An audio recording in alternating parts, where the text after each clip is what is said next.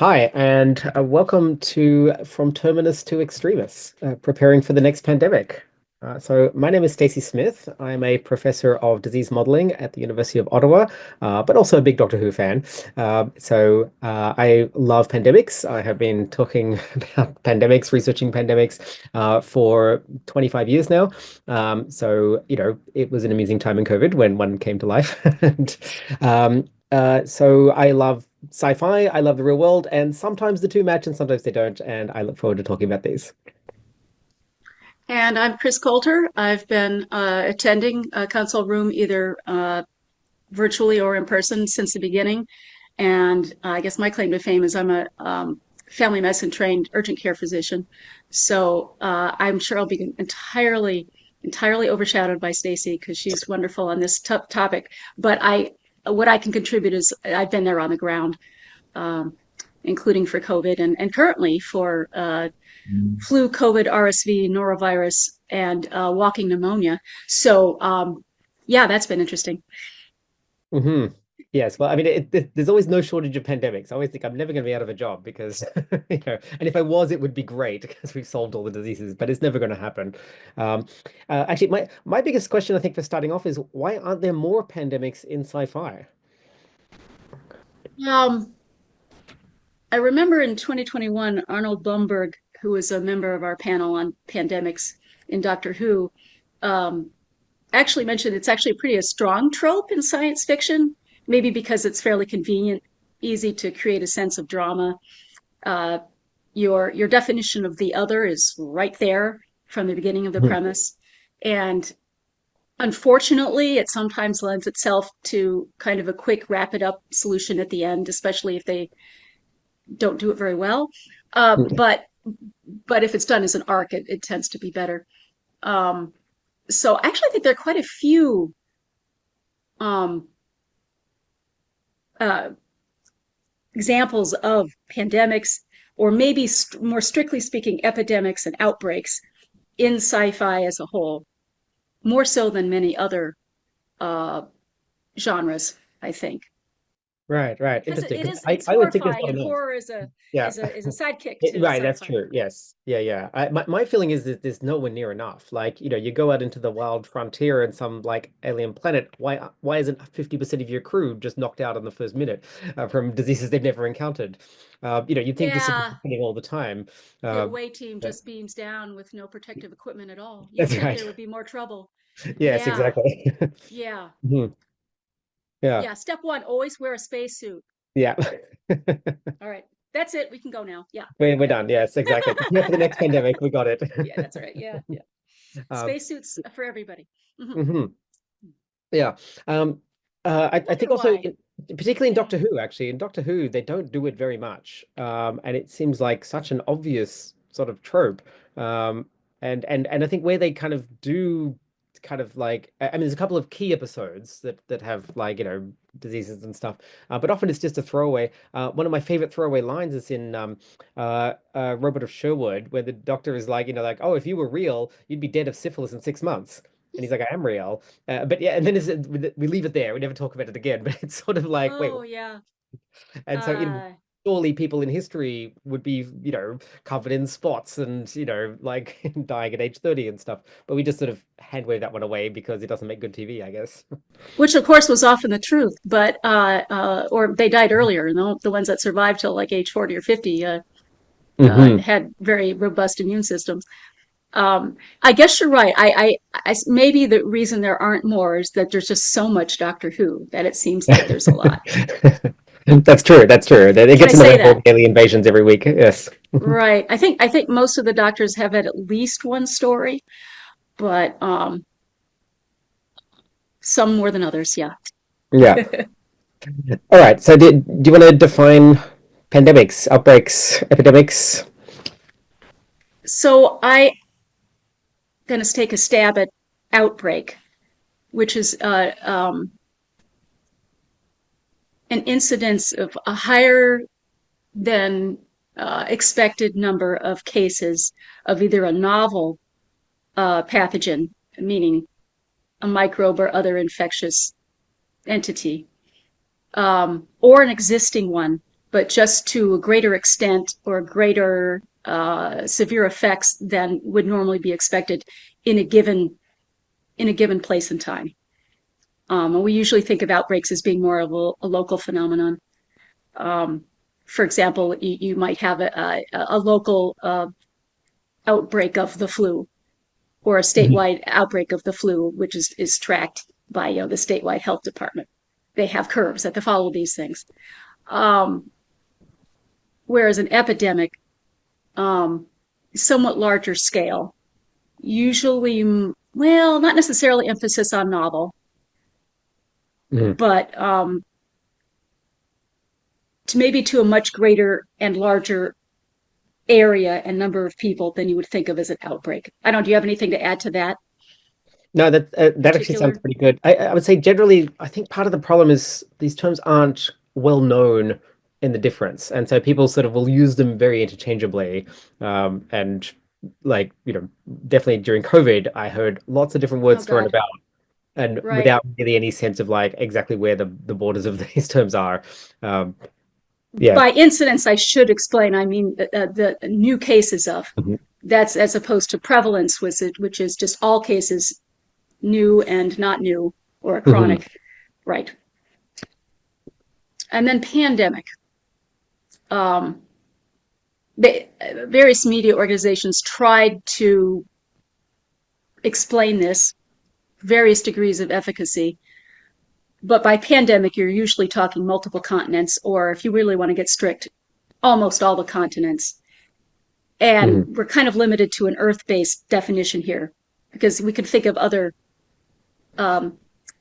space areas that don't have continents. But for the sake of Earth, multiple continents like um, um, the US, South America, Africa, Europe, the Asias.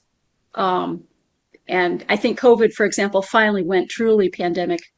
I think it even went to Antarctica at one Right. point, as I Yeah. recall. Yeah, I think I did see So, that. Yeah. so by Mhm. then, all argument was gone as to whether is this Yeah. really a pandemic? Yes.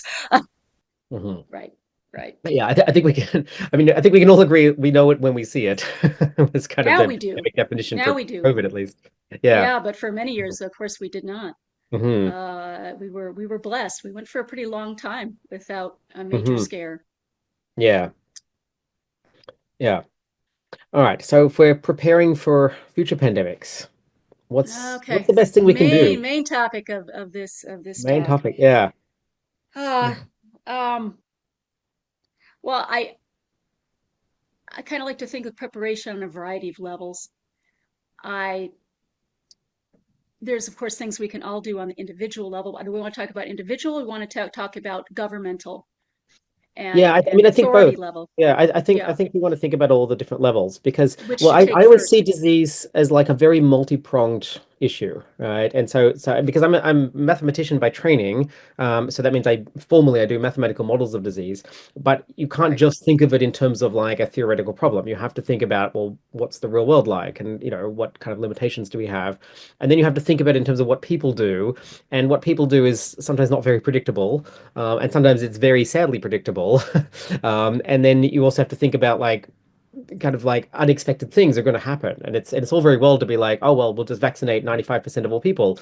And you're like, yeah, but you can't do that because people are going to reject it, or like the way that you sell it really changes the way that things go. And so all that stuff means you have to think about not just the science, but also the social science. You have to think about absolutely. biology. You have to think about sort of, the statistics of it. You really have to sort of understand it in a very, very kind of interconnected way. And so in some ways that's very exciting. I mean, I feel like it, despite being very sort of, trained in a very kind of narrow field, I love being a generalist in this sense. Like I really love all the aspects of disease. I find them very fascinating. Whereas a lot of my colleagues are like only looking at one little tiny piece, and they look very deeply at that piece. But I do like this Of kind of course. holistic approach. Of course. I mean, you could even be a virologist and just be looking at only one particular Hmm. Yeah, strain of one particular virus. So it, exactly. it, And it that can takes a consume your greater whole career. interest. Yeah. Oh, yeah, and it does. Mhm. Fortunately for the rest of us. Um, I do want to touch on important aspects of communication because absolutely I think that's a general idea we now need to consider. Hmm. given what is happening right now and what has happened over the last 5, 6 years. Um, but okay, I'll start on the individual level. What people themselves can do is to stay attuned to the news around you, and you might have to expand your horizons as to what sources you get your news from. Because by the time you hear about things on social media, you actually might hear about some things earlier on social media than you would on Hmm. like the 6 o'clock news. Um, but you're going to miss a lot, and you're going to miss pieces of things that are incredibly important, and probably be led down a whole other different rabbit trail that is totally incorrect. Um, so it might be a good idea to actually tune in once in a while to like your local Department of Health webpage and just see what they're saying lately. Hmm. And in Minnesota, we're quite blessed to have CIDRAP and Dr. Osterholm um, kind of leading the way, and they have an excellent website and they have an excellent podcast, which might be too much for people who are not geeks like you and me, but it's really it's Osterholm's update is a great Hmm. podcast if you want to know actually what's going on right now in terms of the outlook for infectious disease in your risk cohort right now in your community, especially if you're in the Midwest or in a particular bar in New Zealand, apparently. Um, Right. um, it's important to for basic survivalism. Hate to say it. Um, for the case of a major societal breakdown, certain things you should always have on hand. And I'm probably not the best example of this, but we do keep, my husband and I, we do keep some incredibly um, dried and prepared food downstairs just in case. He actually was thinking at the beginning of 2020 and topped us off on toilet paper.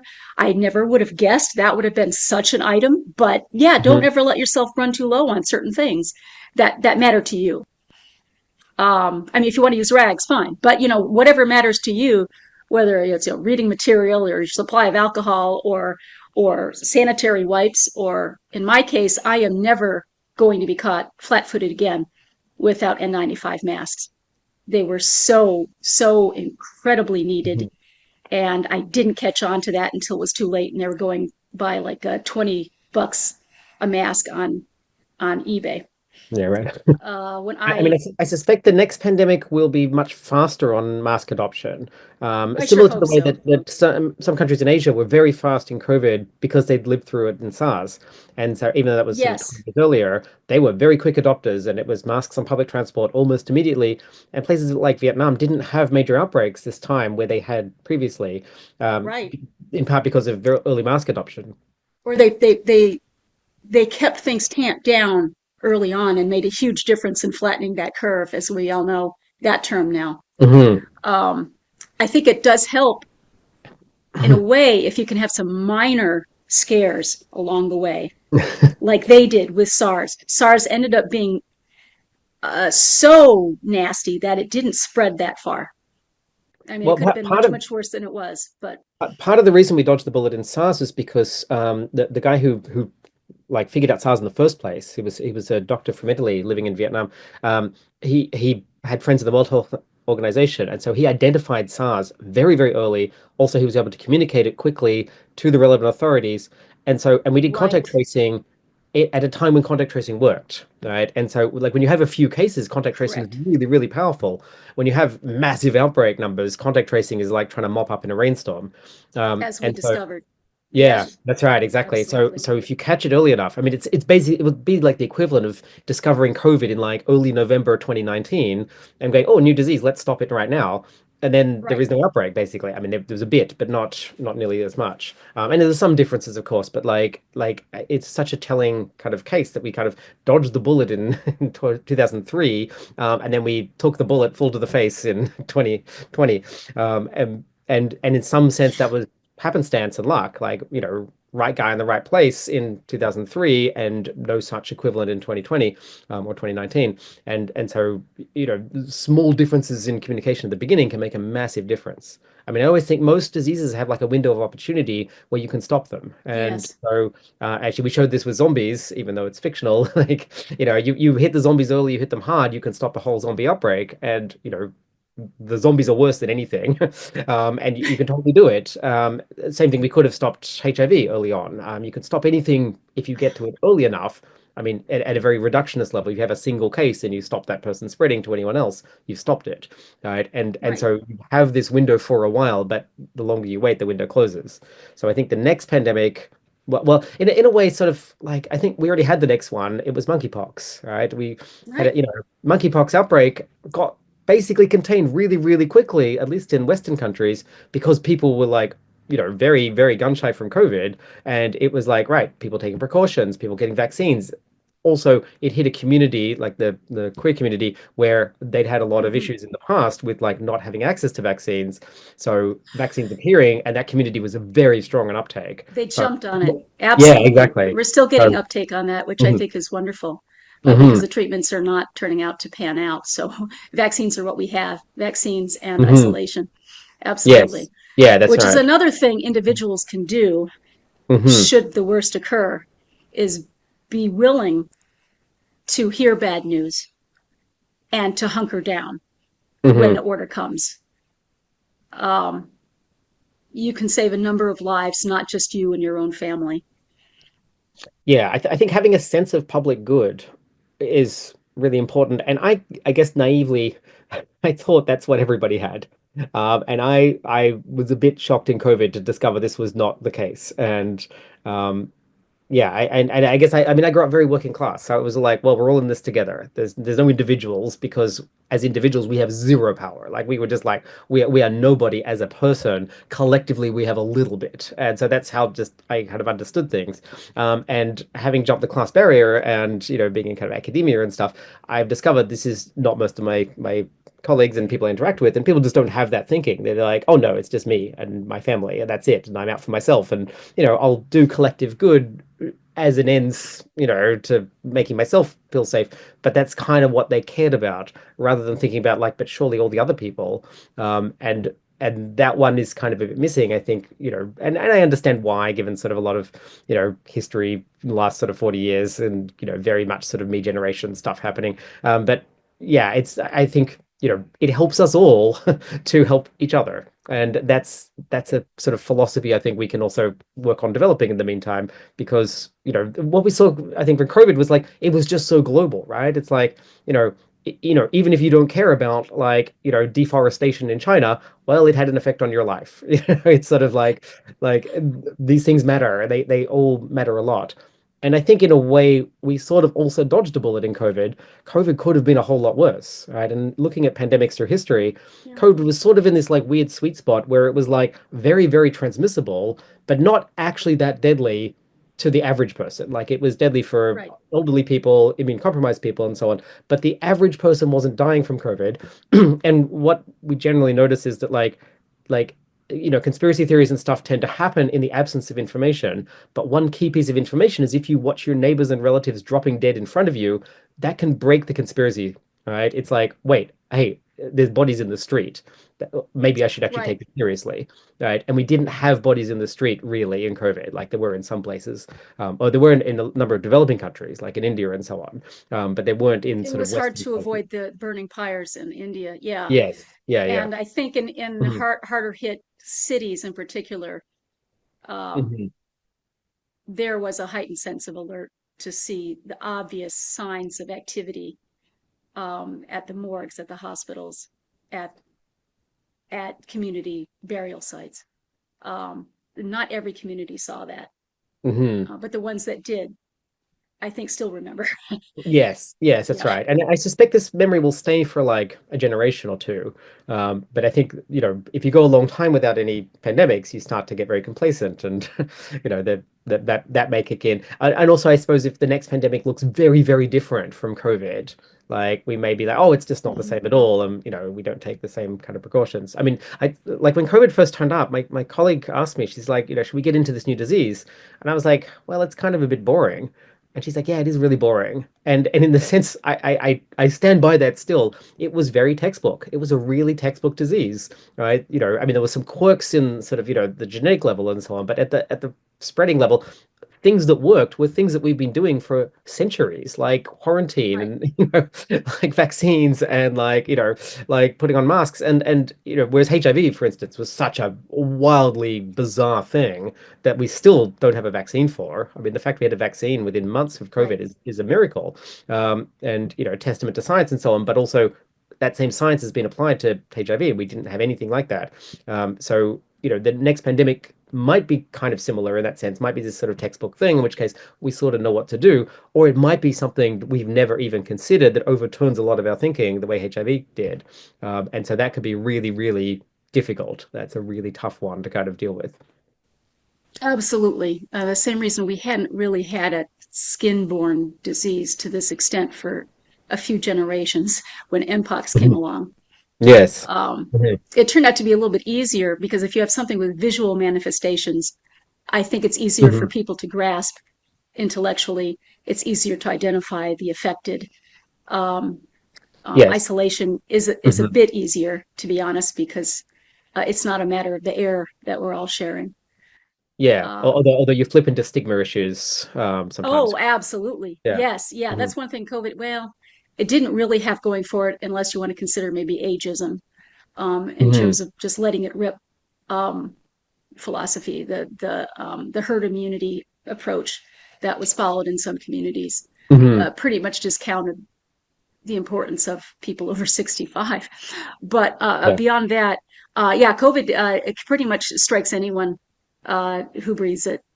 Yeah. Yeah, that's Yeah, right. So yeah. yeah. Um, Although there were socioeconomic parts of the parts of the populace that took a much greater impact, unfortunately, Hmm. because they weren't able to control their exposure to other people in their day-to-day lives the way maybe you folks in academia sometimes were able to. Hmm. Um, Yeah, well, I I think was able living. to only because of masking. Yeah, yeah, that's right. The I mean, particular living nature in. of my job, yeah, that's the Yeah. job. But yeah, Yeah, I mean, historically, we didn't really have many diseases until we started living in cities. And then we had a critical mass of people in close proximity, and then diseases spread like wildfire. Whereas when we all sort of were rural agriculturalists, it was quite a different story. And so as cities get denser, this sort of tinderbox is just waiting for a spark. And so then interrupting that becomes crucial, right? And so things like masks and distancing, but sometimes it's hard to distance if you can't go anywhere, right? And if you're living in a small, yeah, cramped environment and you just have to go to the grocery store, whatever, and do laundry or absolutely. something, yeah. If you're very if your means of living depends on you working in an environment that is Mhm. inherently not safe, um, what's your choice? You really don't have Mhm. one, unless and this is where the larger governmental factor comes in. We might talk about unless the government steps in and protects you Mhm. and pays you to stay at home. Yeah, I mean, I think this is where, if we scale it up to, yeah, sort of society levels, I mean, I think we Yep. started to see in COVID where governments can really make a big difference, right? This is why we pay our taxes, is exactly for things like this, because no other organization can do that. And so governments have a perspective and they have a means that just is missing from anything else. And because other entities are not even interested in this kind of thing. And it became something like, wow, we really need the government to help us in times of crisis like this. Um, and that, of course, has its own problems because we've been chipping away at government trust for about 40 years now. And so that was a really, I mean, I think COVID hit it like I find diseases a bit like water, right? They seep into all the cracks. And I feel like COVID seeped into the exact cracks of our society, right? It's like, like trust in institutions is way down, right? Kind of like, misinformation is now able to be spread at a record rate.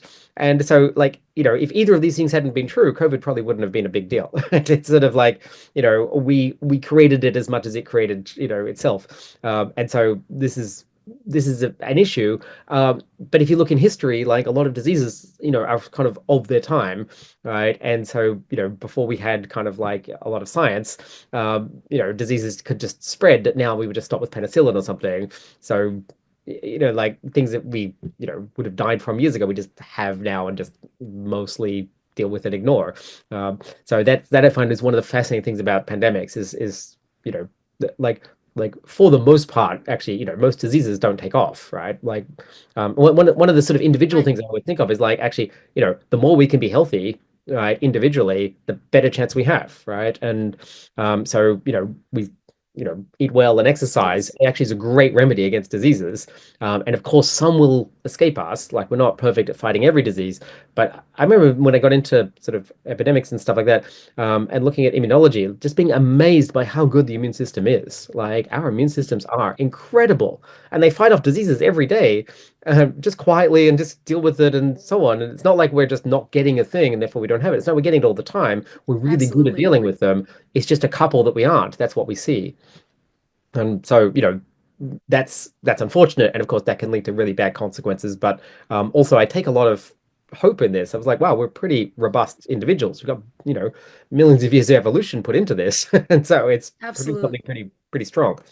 Both the so-called innate immune system and the adaptive immune system, which includes things like antibodies and B cells and T cells, uh, um, are a fantastic barrier.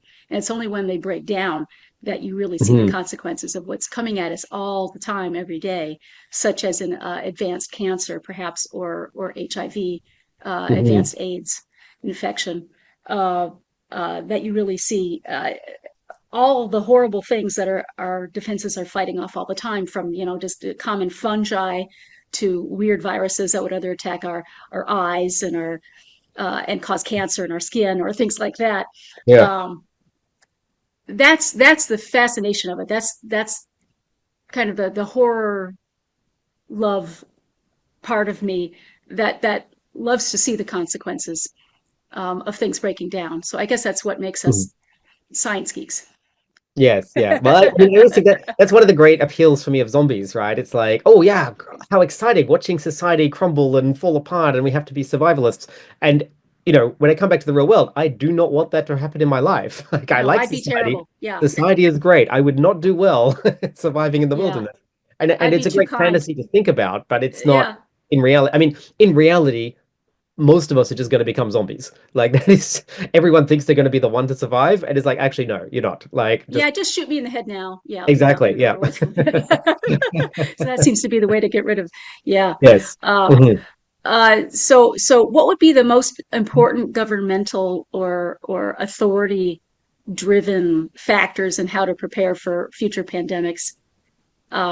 Just right off the bat, what do you think? Yeah, I think trust in science really to me is the key one. And I fear we are in a losing battle. I don't think we're going to lose forever, but I think right now we're on the downslide. Um, just Science is such a robust thing that can adapt to whatever it needs to. It is a mechanism for this. I think one of the problems for me was that, like, we saw science being done in real time during COVID, and science is not Yes, arrogant, right? It's like, it's a lot of like, okay, we're trying stuff and it's mostly going to fail. And people lost a lot of yes, trust this way because they saw it happening and they saw, oh, these scientists, they said one thing in March and they said a different thing in yes. June. And it's like, that's That's how it works. science. This is a Have you ever feature. been to a Yeah. journal club meeting? I mean, have you Yeah. ever been to a lab meeting? Most of it Mm-hmm. is spectacular failure and running Yes. down alleys to see Mm-hmm. if they're blind. And guess what? Most of them are blind. Yeah, that's right. And And you try 50 it's things and the 51st one works, and you're like, hooray, but you have to realize that the other 50 didn't. Now, I think some of this is sort of propagated by this belief that, like, you go to the doctor and the doctor should absolutely know everything straight away. And I think there's a lot of kind of belief of like the doctor has all the answers and they have them guess at their what? fingertips and they're always correct. And Uh-huh. this is not true. Absolutely. Guess Mhm. what? Your doctor is a human being. Yeah, that's Your right. doctor is not the doctor. Yeah, exactly. I'm always Unless you're very very encouraged. The lucky. doctor is like, I have to go look that up. And I'm like, great, please Yeah. come with me with accurate Yes, that's the information. one But you want. yeah. Yes, the one Hmm. who will take time to look it up, who Yeah. unfortunately we are trained to put on that facade of yes, I do know all things. I will tell you what to do, Hmm. and that will cure it. Absolutely. Yes. And I think also, I mean, governments too 100% often, positive. Yeah, governments often present this way as well. Like, and in the way governments are a bit stately, right? They don't sort of release information until they're really, really certain about it, which is why things go so slowly, and they go so slowly so that they get it right. And That that's was the again a fundamental feature. issue with the CDC Yes. uh, this Yeah. last round. Yeah, Yeah, but the problem is, of course, we live in a 24-hour news cycle where you have to fill all the gaps and you end up filling it with speculation. And people have realized that they can just use confidence and bluster to, get a long way in life. And that doesn't have to go with the truth. And this is where things can right. really break down. So knowing what sources you can trust and, realizing you may have to have some patience and, only pieces of information are really known at certain times and you kind of have to live with uncertainty. That's really hard for people. That's really hard. I think when we're raised in a, sort of culture of entertainment and so on, where, it always turns out to be a conspiracy at the end or whatever, we just naturally prime to look for that. I always think that one of our greatest strengths as humans is our ability to tell stories. We're really good at that. We've been doing that since we sat around fires in caves, and that's a superpower that we have, right? Narratives can really help us, but it betrayed us in pandemics, right? Because the stories don't have to be true, and people will just be like, "Oh yeah, yeah, well I heard a rumor that this happened," and it's like, "Oh yes, what a great story." The truth may not be quite so entertaining, and we lose the ability to kind of discern those because we're so good at kind of like investing in stories. And of course we're at a convention because we love stories, right? This is all part of what we do, but it's sometimes a little bit dangerous, and we need to sometimes keep our sort of skeptical hat on, and that could be challenging. And to learn how to be skeptical. So I think one of the main Hmm. components of trust in science is basic science literacy. Hmm. In fact, I don't think I was really that aware of what science was until I was neck deep in it as a grad student Hmm. doing actual science, which is not memorization. Okay, certain amount of memorization, know how, Yeah. and knowing how to look things up, yes, but the actual scientific method, um, the trying to disprove the negative hypothesis, Hmm. um, and then also being willing to accept data that does not fit your worldview is probably the most key thing for any scientist, and many people have fallen into that trap, both large and small. Some of those Nobel prizes were from scientists actually seeing weird stuff in their data that did not fit their hypothesis, and they looked at it. Yeah. That's the magic of science. Hmm. That's right. That's But where I you think find if, stuff if that's we new. if we need to be in grad school before we understand it, that's got to limit the number of We people who got to understand. get bet. We Yeah, have to improve that. that's right. So the Yeah. basic teaching of science is not just facts and Hmm. equations, but how were they discovered? You have to do a little bit of history Hmm. of science, I think, built into all of this, um, and maybe some more hands-on designing your own experiments, and Hmm. not just for science fair because that's often not done well. But I mean, really designing your own Yeah. experiments uh, uh, so that you can get the most information out of it, whether it's the result you expected or not. Is it something that you can publish? That is an art form. Hmm. Okay, maybe a little bit beyond your average elementary school student, but that's where it starts. Yeah. Yeah. I That mean, you can still do questioning. this on a basic level. I think sort of, You can, okay, and you we can question should. something and then you can test it out and then you can kind of realize how do you learn stuff and how do you even know what's what and so on. These are things you can do on any level. I Yes. always encourage my students to be doing this at like, just with basic math questions and stuff like that. Okay. They're like, oh, what about this? Let's try it. Let's see. Go down that rabbit hole, see what happens. See And you what do this on a happens. micro level, so you start to trust more on a macro level. Um, yeah. And I mean, I think one of the challenges I think is that we're in a really weird kind of like bipolar world where the advances at the upper end of science are so incredible, but they're beyond the reach of most people, even people with training. And whereas like at the lower end, the information has not trickled down. When I was young, I mean, I grew up in Australia, but we had, I would read the newspaper, and there were like dedicated science reporters who would, their job was to break it down for the average person. And so you'd read stuff and they would talk about like, like, well, what is a p-test and so on. And you'd be like, oh, this is really cool. And I was like a kid learning this stuff just on a very basic level before I even went into a science degree or anything, just like, oh, okay, interesting. And that stuff doesn't exist because, they rip the heart out of like, a lot of like journalism and so on. Yeah. No, no. place can really afford to hire a dedicated science reporter anymore. And also opinions are so much cheaper. So let's just go with those. And so we sort of lose a lot of stuff. And I think the way we make that up, I mean, we have the ability to reach a lot more through the internet, but of course, so do bad actors, and so does misinformation.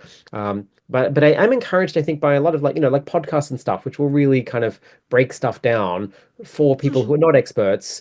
There's documentaries and stuff that will do it. Sometimes you have to want it to get it, and so that's the downside. It doesn't reach people who aren't interested in it.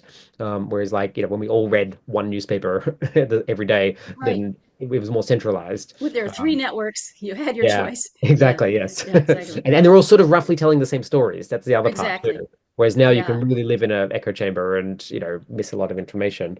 And this is a hard, hard problem. I don't know if there's easy solutions to all of this. And it may be that this just leads us right into the next pandemic where a lot of people are going to die because they didn't get basic information. That's going to really, Right. really suck. Yeah. Right. Right. Right. Mhm. You touched on one thing a little while ago, both the individual and the community level can do, which is vaccines, Mhm. vaccines, vaccines, vaccines. Yeah. So, as Dolly Parton sang about, um, absolutely crucial. Not the only tool in public health, other tools being probably food safety and basic Mhm. hygiene and density of living. But the Yeah. other tool is vaccines Yeah. and fundamental understanding at all levels of society what they actually are, what Mhm. vaccines are, what they can and cannot do, how long it actually takes to make a vaccine, because you watch a lot of science fiction Yeah. shows and they come up with one in like 6 hours. And Yes, it's hilarious. I Yeah. wish, right? Yeah, yeah, Yeah. Hmm. right. Now, Yeah. And with the mRNA technology, we're going to get a lot faster, but yeah, it's not that good. but still, yes, yes, No, exactly. never Yeah. going to Well, be I mean, I that good. think for, the HIV pandemic, like, there was no vaccine. So boy, do you miss them when you don't have one. Right? And people were really outraged that there wasn't one, and putting a lot of pressure on governments to try and work on stuff and things. And it's, partly that was about will and partly it was about ability. And Um, it's hard. and The it's really HIV is hard. just hard. Yeah. Hepatitis C is hard. I don't know Hmm. how soon we're going to find vaccines for those. They're still working Hmm. on them. Bless their Yeah, I think I hearts. looked it up. We have vaccines for about 12% of all viruses. So we're not good at vaccines, right? And I think there's some belief that, No, like, oh, we'll just come up with one really quickly. And we've been very lucky with something like, H1N1 outbreak in 2009. We had a vaccine pretty quickly. And, with COVID, we had a right. vaccine pretty quickly. Like recent pandemics have done okay, but it's only a matter of time before we hit one that does not have an easy vaccine coming anytime soon. And then what, right? And one way Um, we struck it lucky, frankly, mhm, for H1N1 and again for COVID is that we already had existing technologies mhm. that led the way. There were teams already working on the mRNA on the Yeah. SARS family of viruses. Hmm. That's right. So we had a Absolutely. So they we had a knew to real head look at the start. spike Yeah. protein. Hmm. Yes. Yeah. And if they had not been doing that, it probably would have taken another 2, 3 years. Yeah. Yeah, exactly. Yeah, it's the I can't even imagine the death toll without the vaccine. All right. Hmm. Yeah, I mean, one of the things I read is, vaccines are a victim of their own success. Um, They I mean, I are was, I was looking at, like, in 1910, I think it was, uh, life expectancy in the UK, which was the richest country on earth, was 45. All right. on So average, right? Some average. people lived a lot longer, Yes, but that's right. a whole lot of Yes. But people a died whole in lot of them infancy. died, and a lot of them died Yes. as babies and stuff too. But, Yeah. like, yeah. But we doubled this in 100 years, right? And, how do we do it? Well, it's basically the things you mentioned, right? Like food safety, better water, basically sort of better building design helped a lot, actually, like, for dealing with a lot of Hmm. diseases and stuff, but also vaccines. And it's like, and we just sort of take for granted that, of course, we're going to live to like 80 or so. And it's like, that's not happenstance. That is a lot of hard work went into that. And so I think this idea that we just dismiss like a vaccine is like, oh, I'll just optionally get it or not. Um, and it was fascinating to actually just sort of, I have a lot of, contacts in Africa and so on, where people just do not have access to vaccines. And the biggest challenges in COVID is like, can we have some, please? And it was sort of like, there's mostly not this kind of like, conspiracy theory around it. It's more like we don't have them and we really need them. And so, it was it was also very amusing, I find, like, being in sort of Western countries where people are like vaccine shopping and being, oh, well, which one do I want? And it's like, wow, the privilege is so strong here. We isn't are it? so privileged and we don't even know Right. it. And yeah, yeah. And even in some relatively, first world societies, Hmm. you can't get a COVID booster yearly unless you are high risk, that kind of thing. Yeah. We don't know how good we've got it in some ways. Hmm. So, um, so that's more of an interaction with the authority, the governmental side of things with the individual, Hmm. which we have a lot of work to do on, um, both in terms of trust and open communication and science literacy. Yes. Um, are there other things that you think um, the state, the authority, should be doing to prepare for pandemic? So we've touched on vaccines. I can think of a few other areas that need investment, literally monetary investment and time Hmm. and effort and a czar, Yeah. um, such as technologies, Hmm. such as literal manufacturing uh, facilities for producing therapeutics and vaccines for things that are not currently a threat Yeah. in an economic environment in which uh, investing in anything that isn't in front of your face is a Hmm. hard sell. That's right. Uh, if you're Yeah. private, how do you sell that to your investors, to Hmm. people who are buying your stock?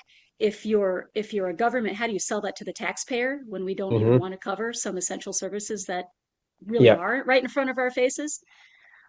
That's a huge difficulty because if you're Yeah. not thinking ahead, you will be That's right. caught flat-footed. Exactly. That's the And it's kind of problem. like, why should I invest money in, like developing a treatment or a vaccine for a disease, way off in the far beyond somewhere that, with people who can't afford to buy it. And so that money doesn't get invested, and then that will come back Right. to bite us in the future. And but if we take care of it, no one will notice, right? Nobody It's will like, know. And they'll just yeah. say, oh, well, that was a whole bunch of money that Yeah. could have been spent better, Hmm. I don't know, going to outer space or whatever. Hmm. So many priorities. Yes. So Yes, many exactly. priorities. So yeah, there's Yeah. facilities, there's personnel you have to Hmm. invest in. You have to invest in the scientific culture. Hmm. So the whole thought of wholesale firing of existing civil servants, getting a little political here, but existing civil servants, Hmm. in favor of a loyalty test for incoming personnel who may not know the background of Yeah. that field. You lose a lot of Oh institutional my gosh, support. that is Yeah. scary to me. Hmm. That's what we're kind of looking at right now. Yeah. What's that going to Yeah. do? Or are we going to be able to rebuild that if we get Hmm. rid of these people Hmm. at the NIH, at the CDC, at Hmm. your local public health department? Yeah. Yeah. No, I mean, it's a ticking time bomb, I think. And so, and we don't know which consequences are going to come out of it, but there will be consequences, I think, of these things, one way or the other. I mean, like, I think I always go back to the fact that like COVID is basically because of climate change, right? It's like, Yeah, let's talk about we that a just little bit. made Yeah, things worse, right? Our interactions with, animals are, a very, very common source of disease, right? And so, it's like most diseases like of recent times have sort of jumped from like mostly from bats, but also from some other animals too. But right. like we keep encroaching on the territory and we keep running into sort of, places where like, in the center of the jungle that nobody went to, diseases would sort of circulate quietly. And now we're building things there and people are there. It's like, no wonder this happened, but it's not something really we really associate with it. We sort of think, oh, climate change is going to get hotter, and there's going to be sort of geographic effects, but we don't sort of think of like, oh, actually, there's also outbreaks and other things. Um, I mean, I also think like the warmer it is, the faster mosquitoes breed, right? So they speed A up at huge sort of every issue that level. everyone's worried about. Yes, Exactly, exactly. right. And so if you kind of, you want to spray to stop mosquitoes, well, you have to speed that up just to stand still, right? Just to be no worse than you are now, you've got to spray faster and faster. You spend more money, you use more resources, and so on. And that's assuming that you don't have like evolution where the mosquitoes start to out-evolve things, which they do all the time. And if you want to actually stop, a bad outbreak or something like that, right, you're going to require an enormous investment in things. And the earlier you do it, the better. But of course, we have, it's always like it's much better to have a fence at the top of the cliff than an ambulance at the bottom, and yet we tend to only invest in the ambulance. That's So right, right, yeah. right. because it's easier to justify at that point, even Hmm. though it's a little bit too late. Yes, Um, yes, exactly. right, Yeah, right. yeah. I mean, the best way to deal with a pandemic is not to get into it in the first place. And Absolutely. the irony, I think, is that we know exactly how not to get into a pandemics, in so many different ways, and we don't bother doing that. So, yeah. Right. I Hmm. think we're starting to try. I Hmm. was just glancing at there's a 2021 NIH infectious disease um, pandemic preparedness playbook, which Hmm. is unfortunately I only saw a 10-page document. It was very, very loose in its outlines, but they're looking at key pathogen families, which I think is if you're going to focus your resources, you probably need to do on certain families of emerging not just viruses but bacteria and also unfortunately Hmm. yeast and fungi. Yeah. Last of Us fans, hi. Um, uh, uh, Actually, the smallest fungus or yeast is Canada, and it's going to be a huge problem as we go forward because many strains are now becoming multiple drug or almost pan drug resistant. So stay tuned for that one. That will be in your headlines in the future. Hmm. It won't be cordyceps. It'll be smaller organisms that kill you in the ICU. Should you be unlucky enough to be sick with something else.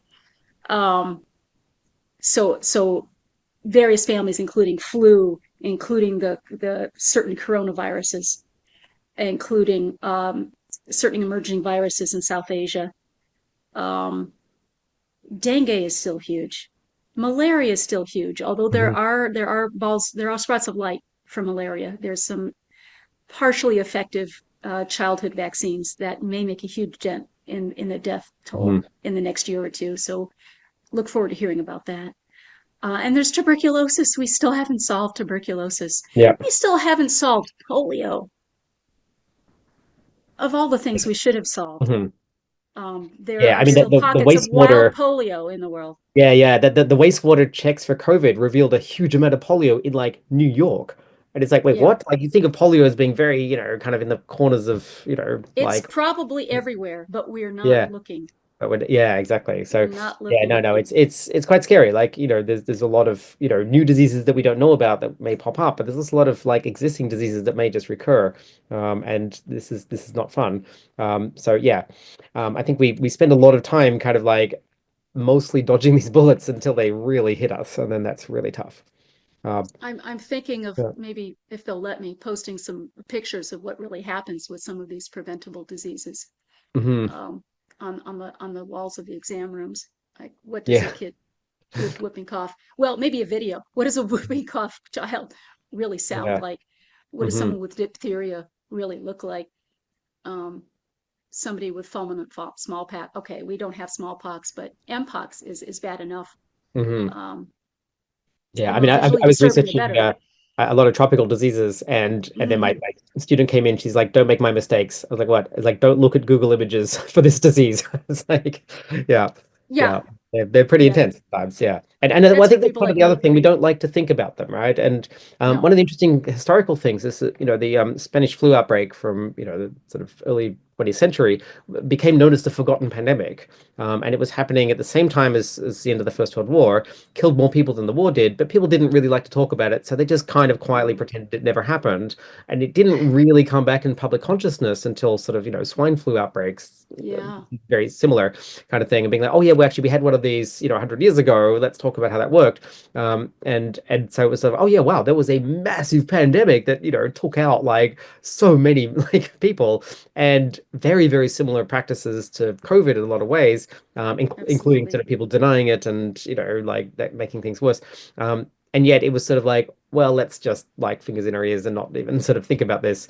And I think COVID is somewhat susceptible to this, where people are like, anyway, we had that weird thing in 2020 and now we're back to normal, so we'll just sort of la la la, not really think about it. And Right. that's a danger, because if we don't learn from history, we are definitely going to repeat it. Historians can be of great value to us. Hmm. There are lots of stories. They're pretty easily accessible, even I guess even locally, um, for the what was called then the Spanish flu that you were talking about, which wasn't Spanish, but Yes. unfortunately we really shouldn't stigmatize countries that report things Hmm. Yeah. because they will get punished. We got to figure out a better way to handle that. It's not the Chinese virus. Hmm. Sorry, it's COVID. Um, Minneapolis apparently shut a lot of activities down pretty quickly Hmm. when the 1918 flu hit. St. Paul did not. Death toll was drastically different. Right. Yeah. So there were experiments of that kind being run all over the place, Hmm. even in that time, and even going back as far as the Black Death, which Yeah. I'm no doubt could tell a lot. Uh, which communities took action and which didn't. That's right. Often Yeah. showed dramatically different Hmm. results. Yeah. Yeah. And yeah, it's sad actually because it's sort of like, decisions made at sort of, one level can affect people who had nothing to do with it and, just innocent people sort of just attending a parade or something and then being wiped out. Um, yeah. Absolutely. Yeah. Right, right, right. Hmm. One thing all societies need to be prepared to do is to protect the first responders and to Hmm. protect the medics and the nurses and the orderlies and the people who clean Yeah. Hmm. and the people who supply your food and the people who are staffing your pharmacy, Yes. what Yeah. we called essential workers. Hmm. Um, I hope we learned that lesson. I don't know that that stuck, Yeah. but there have to be measures in place to prioritize those groups enough. And yes, okay, I'm a little bit self-serving here. As was essential worker for a short time, um, but at all levels to protect them and to prioritize them when they're needed and be ready to pivot not only on that but on any variety of things like Hmm. distribution of funding, distribution of supplies, distribution of aid. There has to be versatility built into the system before Yes. the event happens. That's right. The Yeah. importance of pivoting, I saw firsthand my clinic go through this. We had new protocols developing multiple times a week about how we were going to manage patient flow, Hmm. how we were going to take phone calls, how many people were going to be working in the clinic versus hanging out at home or trying to work from home. Hmm. Um, what were we going to wear? Where are we going to source these resources? We were relatively Yeah. lucky. Our governor was quite helpful, and a consortium of states that he worked with in order to procure equipment for people in Minnesota. We were one of the better success stories. But it takes coordination like that Hmm. on all sorts of levels that you wouldn't necessarily think of unless you have you run routine, um, almost war game disaster trainings, which they have done a few of at the uppermost levels. And hopefully they're doing at the state level on a regular basis. I don't know. I haven't looked into that. Um, but they were trying to start doing that at least as early I think as the Obama administration. mm, yeah, yeah. I And think we I need think to continue that. We have you're to you're continue absolutely right. that. I mean, it's the flexibility and like preparedness are like the two key skills that we really need with all these things. Right, Yeah. right. So we should probably think about wrapping this up. Although I Yep. think we could talk all Thank you. day and then some Yeah. about diseases and pandemics. Um, if we just want to think about maybe kind of, beyond the real world, and come back to sci-fi. Um, uh, what are some kind of thoughts on fictional diseases, maybe? Spacesuit. Also having good relations with your member species and all the civilizations around you, I think is key, or you'll Hmm. be caught flat-footed every time. Yeah. Um, and having some notion of diplomacy, and maybe not being entirely ignorant of maybe the other species you're inhabiting the planet with, Silurians, Hmm. um, would be awesome, so that they don't just decide you're a pest and decide to wipe you out because you've never talked. Hmm. Yes. Yeah, scenarios like that I think actually make a lot of sense. We are not Hmm. going to be the greatest civilization. We're not going to be the smartest. If we do run into other civilizations, we better be prepared to be humble and to Hmm. be good diplomats. Yeah. Yeah, exactly. I mean, there's a lot of biology to be learned. Um, Uh, yeah, I mean, I think, if we're gonna if we're gonna encounter a disease, probably I think the best plan is, clearly cloning ourselves, shrinking ourselves, going into the brain, and then allowing the disease to escape and grow itself to a giant prawn. I mean, that's obviously Absolutely. the best outcome that could happen. And make sure you have Leela so that she can blow it up. Exactly. Yeah, yeah, And yeah. then all is You good. need Leela. You definitely need Unit. Unit's very, Mhm. very good at managing these things. Uh, Better than the military as a whole. Yeah. And it Mhm. would help to have the doctor as a negotiator. Yes. Yeah. Mm, yes. All right. Well, this has been very, very lovely. Thank you very much for your insights and expertise. As I say, I could talk about this all day long. And But you're delightful. We could do this for hours, yes, we but could. yeah. Okay. All right. Great. Thank you.